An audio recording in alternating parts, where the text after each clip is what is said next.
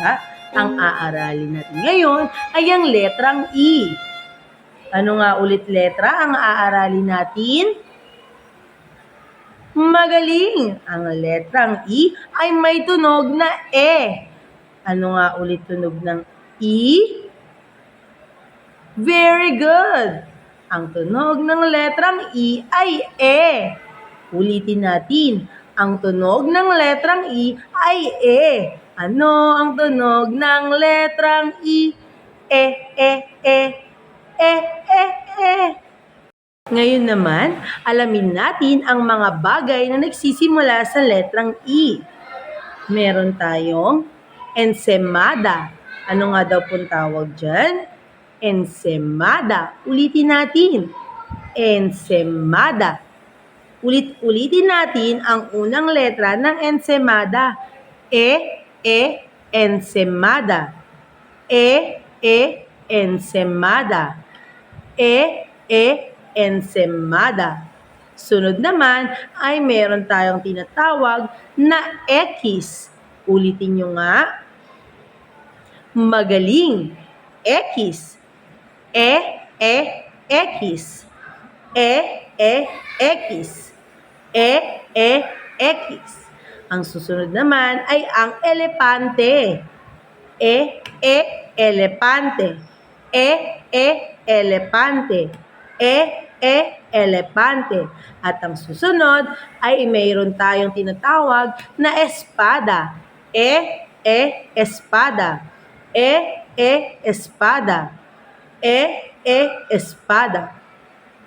Meron din tayong bagay na ginagamit naman kung tuwing tayo ay bibili ng mga gulaman at iba-ibang inumin. Ang tawag natin dito ay embudo.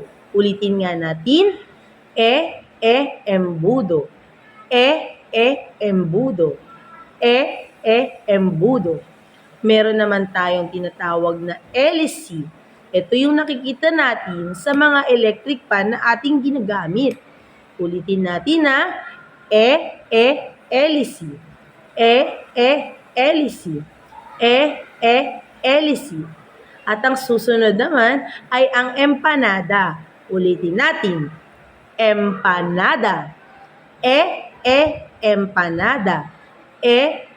Empanada. At ang panghuli ay ang estatwa. Estatwa. Estatwa.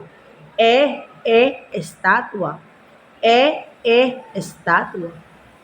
Ngayon naman ay banggitin natin muli ang mga bagay na nagsisimula sa letrang E na may tunog na E. Ensemada. X. Elepante. Espada. Embudo. Hélice. Empanada. Estatwa. Ayan ay ilan lamang sa mga bagay na nagsisimula sa letrang E na may tunog na E. Ano nga ulit letra ang ating inaral? Letrang magaling. Yan naman po ang ating inaral ay ang letrang E. Ano nga po ulit tunog ng letrang E? Very good. Ang tunog ng letrang E ay E. Ano ang tunog ng letrang E? Magaling. Hanggang sa muli mga bata, paalam!